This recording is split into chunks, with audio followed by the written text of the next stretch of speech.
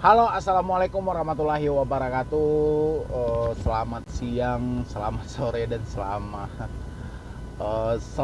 selamat aja gitu loh. Pokoknya udah hampir 2 tahun lebih ngucapin selamat siang, selamat sore buat anda semuanya, tapi nggak ada salahnya.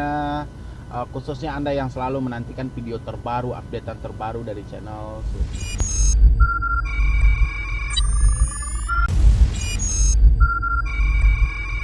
Terima kasih ya buat teman-teman semuanya yang selalu menantikan video terbaru, update terbaru dari channel Solusi Utang. Saya ucapkan ribuan terima kasih gitu.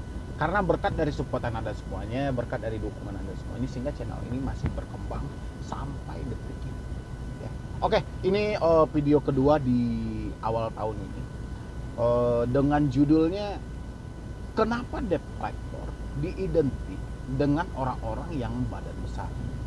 Ya, itu selalu dipertanyakan kepada saya. Habis itu kenapa debt collector selalu berkomunikasi dengan cara mengancam dan mengintimidasi?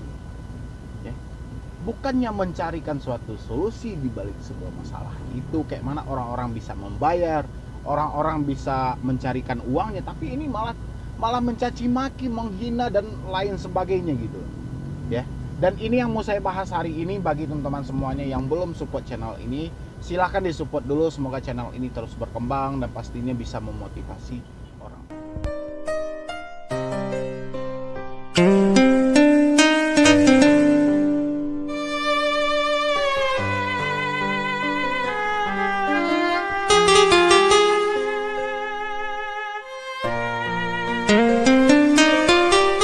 Kenapa debt collector diidentik harus dengan orang yang badan besar, kekar, sangar?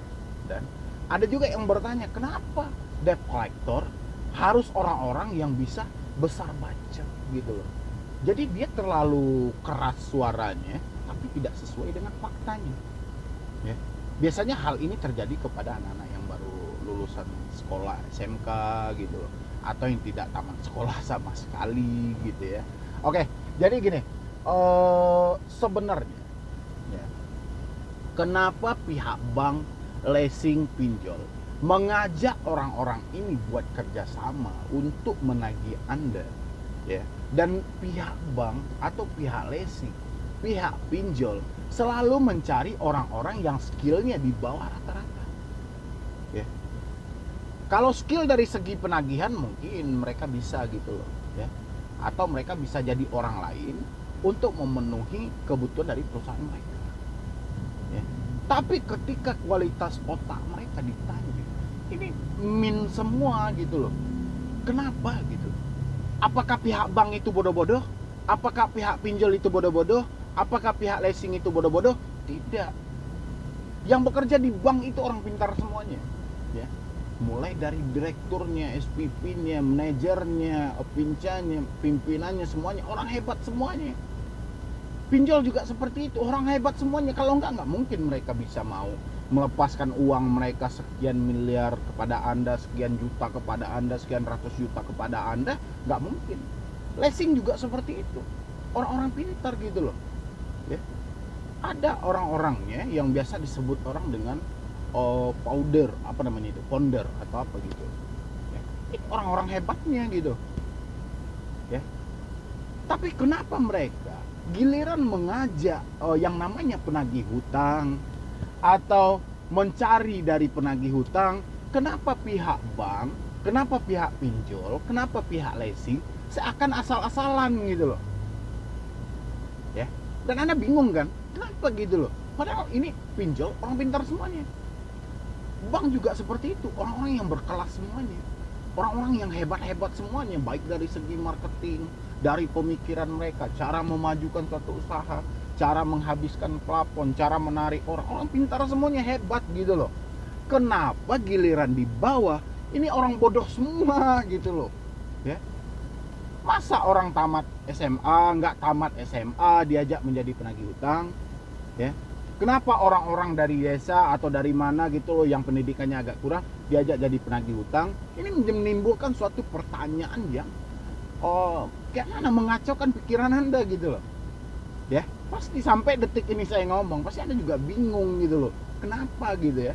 Kalau saya sih nggak bingung, kenapa saya bisa memikirkan, oh gini, ternyata kenapa pihak bank dan pinjol atau leasing sengaja mengambil orang-orang ini yang tidak mempunyai kualitas dari pikiran mereka adalah supaya mereka tidak bisa bernegosiasi dengan pihak bank. Jadi kalau dengan orang yang berkualitas tinggi, misalnya dia mempunyai skill ini, atau lulusan S1, S2 kan mereka sudah mempunyai skill ini dari pemikiran mereka. Pasti ketika mereka diajak kerjasama oleh pihak bank, mereka akan negosiasi, apa yang saya dapatkan? Apa yang akan Anda kasihkan kepada saya? Berapa Anda sanggup menggaji saya? Ya. Kenapa? Karena dia tahu bahwa dia berkualitas. Jadi ketika dia diajak kerjasama oleh sebuah perusahaan, mereka pasti akan menunjukkan skill mereka, bahwa mereka mempunyai skill, mereka berkelas gitu loh, nggak sama dengan deprektor. Itulah makanya pihak bank mencari orang-orang yang bodoh, yang tidak mampu berargumentasi, yang tidak tahu akan hal itu. Jadi pihak bank menjanjikan aja, nanti Anda saya kasih lah, sebulan 3 juta gitu loh. Nanti harian Anda saya kasih 15.000. Dengan segitu mereka udah cukup gitu loh. Ya. Kenapa? Karena lemahnya segi pikiran mereka. Tapi kalau orang yang berkelas, orang yang berkualitas, yang mempunyai skill, benar-benar mempunyai skill, mereka memang otaknya memang pintar, dan mereka tidak mau seperti itu. Ya. Kalau ada pun mau, pasti negosiasinya beda gitu loh. Ya, pasti mereka akan beda. Sistem kontraknya kayak mana, yang saya dapatkan apa, berapa, fasilitas saya gimana, pasti seperti itu. Itulah makanya alasannya kenapa bank mencari orang-orang yang tidak tamat SMA, yang tamat SMA, yang penting otaknya nggak ada gitu loh. Yang penting mereka cuman yang bisa ketika ditanyakan soal solusi, mereka hanya bisa mencari caci maki, mereka hanya bisa mengancam, mereka hanya bisa menghina. Kayak mana ini bisa mengambil suatu tagihan dan memenuhi permintaan dari perusahaan mereka. Cuman itulah. Jadi itu salah satu alasannya. Jadi bank dan leasing ataupun pinjol sengaja mengambil orang-orang yang tidak berkelas ini supaya tidak terlalu banyak uang yang dikeluarkan. Ya, sampai di situ pasti Anda paham kan? Itu makanya salah satu alasannya kenapa anak-anak tamat SMA yang kita nggak tahu ya, mereka kehidupannya seperti apa kita nggak tahu. Yang jelas bagi mereka uang 2 juta per bulan itu udah besar. Dan itulah yang sengaja dimanfaatkan oleh pihak bank, dimanfaatkan oleh pihak leasing, dimanfaatkan oleh pihak pinjol untuk apa? Untuk menagih hutang gitu loh. Yang ditahu oleh pihak leasing ataupun pihak pinjol, yang mereka tahu, yang penting tagihan dapat. Sekian targetnya harus dapat gitu loh. Mereka nggak peduli gimana caranya. Makanya tiap pagi orang ini datang lebih awal sehingga di briefing dulu. Sebelum bekerja pagi kita meeting dulu. Yang di-meetingin apa? Cara-cara menagih gitu loh. Jadi seakan mereka ini sebuah botol kosong, dimasukkan oleh SPP-nya atau oleh manajer dari debt collector itu atau apanya lah, dimasukkanlah sebuah pikiran, kayak mana orang ini bisa buas. Ya, karena mereka tahu pemikiran DC ini kosong gitu loh. Jadi mereka masuk gitu, pokoknya jangan takut nih segala macam gitu. Ya. Jadi buat Anda yang bertanya ke saya, "Bang, kenapa Bang? DC itu selalu identik dengan badan besar." Badan besar nggak ada masalah, badan kecil juga nggak ada masalah. Ya, yang jadi bermasalah bagi kita adalah kalau yang dia ajak bekerja itu adalah orang-orang yang berkualitas tinggi. Tapi alhamdulillah selama ini kita belum menemukan DC yang berkualitas tinggi gitu loh. Tapi yang namanya DC ya tetap penagih hutang. Ya. Jadi kalau Anda bertanya ke saya, kenapa anak-anak baru tamat ini banyak Bang beredar di Google Bang, banyak beredar di internet.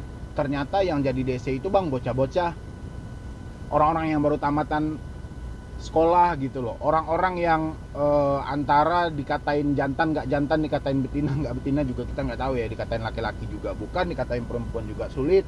Jadi agak meragukan gitu loh, kenapa itu yang diajak bekerja? Karena memang pihak bank lagi mengurangi biaya yang keluar gitu loh. Kalau mereka ajak seperti saya gitu loh, Bang Medi jadi debt collector aja gitu loh, saya pasti akan nanyakan yang saya dapatkan apa, ya. Berapa Anda mau sanggup bayar saya? Pasti saya negosiasi dulu, karena saya nggak butuh pekerjaan tapi saya butuh uang gitu loh. Ya, buat apa pekerjaan kalau tidak ada uangnya? Kita mencaci maki orang, menghina orang yang kita dapat cuma 2 juta. Ya, kita menghina orang, mencaci maki orang, menakut-nakuti orang, pergi ke lapangan, terjadi bentrok dan lain sebagainya, yang kita dapat cuma 3 juta. Saya berpikir 2 kali gitu kalau ditawarkan hal seperti itu. Ya, Jadi buat teman-teman semuanya intinya gini aja. Tidak perlu ya ada yang kita takuti, tidak ada yang perlu kita cemaskan. Orang-orang yang menjadi debt collector mereka mempunyai alasan tersendiri. Salah satu dari alasannya adalah sulitnya lapangan pekerjaan yang ada di negara kita. Itu yang paling pertama. Yang kedua, beratnya tekanan hidup yang harus mereka jalani. Ya, yang ketiga, mereka harus memenuhi kebutuhan diri mereka sendiri, kebutuhan keluarga mereka, kebutuhan anak mereka, kebutuhan istri mereka, dan lain sebagainya. Jadi kita maklumin aja. Kalau memang mereka bekerjanya mencaci maki, mereka bekerjanya menghina, kita cukup senyumin aja. Mungkin mereka kurang pergaulannya dan kurang pemikirannya, kurang pendidikannya. Yang penting kita tidak usah terhanyut dalam suasana itu. Ya, jadi ketika kita telat bayar, kita tidak mampu bayar, yang penting kita usahakan aja dan abaikan mereka, terserah mereka mau ngancam mau kayak manapun ya, kita juga sudah tahu kan bahwa kualitas mereka juga sudah seperti itu. Mereka sengaja diajak bekerja ya tujuannya untuk itu gitu loh, mencaci maki dan menghina. Kalau mereka tidak sanggup buat mencaci maki, buat menghina, mungkin mereka nggak akan diambil buat kerjasama di bank ataupun di leasing gitu loh ya, ataupun di pinjol sekalian. Oke. Jadi buat teman-teman semuanya cuman itu dulu yang dapat saya sampaikan. Terlebih dan terkurangnya saya mohon maaf. Nanti buat teman-teman semuanya yang mau konsultasi atau diskusi sama tim saya, silahkan di nomor yang ada di deskripsi. Ya. Atau Anda juga mau japri pribadi sama saya, silahkan di Instagram saya @medibroni, silahkan Anda follow aja. Ya. Jadi support terus channel Solusi Hutang, kayak mana channel ini bisa berkembang lagi, bisa maju lagi, bisa memotivasi orang banyak. Pastinya bisa berkembang lagi di 2021 ini. Ya. Supaya lebih banyak yang support, lebih banyak yang subscribe juga gitu. Oke, jadi sekian dulu dari saya, Medibroni. Wassalam.